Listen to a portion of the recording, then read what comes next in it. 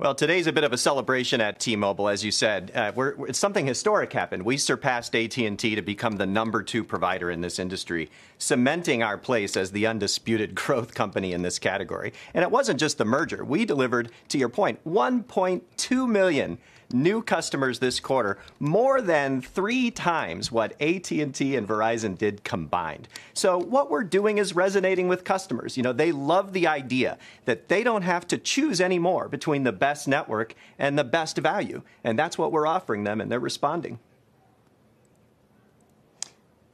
I've never seen so many mentions of competitor companies in an earnings release. I mean, yes, you surpassed AT&T to become #2, and there are other metrics in there as well. How competitive is it out there right now for the industry, with the cable providers also swooping in and adding to growth?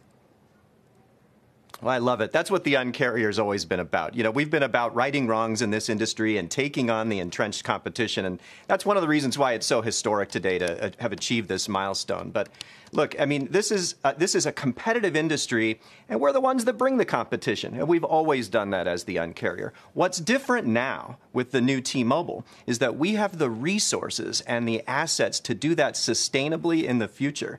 We have more mid-band spectrum where 5G will play out than AT&T and Verizon combined. And so, of course, we're a little competitive. Mike, when will 5G play out, and when will it make a meaningful difference in the way that consumers make their decision? Well, it's meant a lot to the carriers for the last couple of years. But to your point, consumers have been watching with one eyebrow raised. That's all about to change. And so, you know, as we exit this year, I think 5G will become a topic that all consumers are looking for and that they're talking about. And that depends on handsets coming in, and it depends on networks rolling out. Our network has now reached 250 million people with 5G.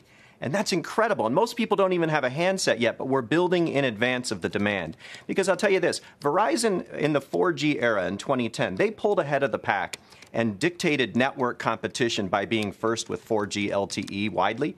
That same advantage is ours for the 5G era, and we're proving it with the numbers that we're posting.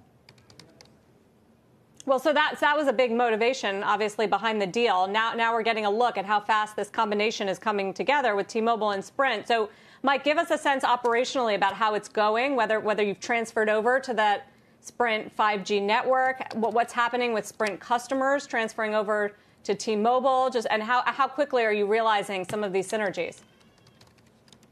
Well, a lot faster than most people expected. One of the things I said last quarter was that having had a look under the covers of this new combined company for the first time, which we really couldn't do during the pendency of the deal, I was more confident than ever in our plan for value creation. And now, with another quarter behind us, you've seen us post the first results. We were way ahead than what people expected on our ability to execute our integration plans. Network integration is running apace. We're now in 6 or 7 major cities, and we'll be in thousands of cities as we exit this year with mid-band spectrum lit up on 5G from this merger.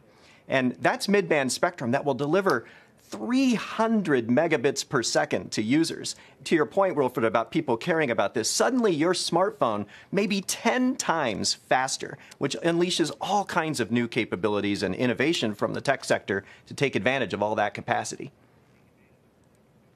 And just as far as the economic environment is concerned, you know, high numbers of unemployment.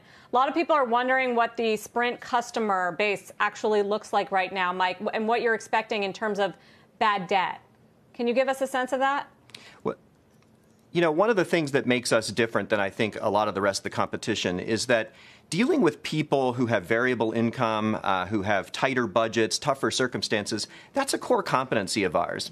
And so when COVID came along and the economy, you know, turned more negative as a result, a lot of people across the country were stressed out.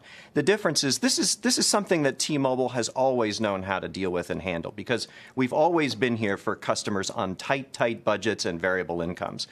So we performed very well through this period, and we took care of our customers, and they appreciate that about us. You know, I really believe that as this economy unfolds, and it could be a tougher time for many, T-Mobile will be here making a difference for people. We're going to be here as a value alternative at a time when people may be seeking value. And that's a potential strength for us going forward. Mike, just very quickly, would you consider diversifying the business model at all, whether it's to buy content a little bit or even a social media company like TikTok, which is available? Well, I'd never rule out anything, but I'll tell you this. I like the pure play strategy. You know, it's awfully hard for investors to figure out what's really going on at Verizon and AT&T because they're conglomerates.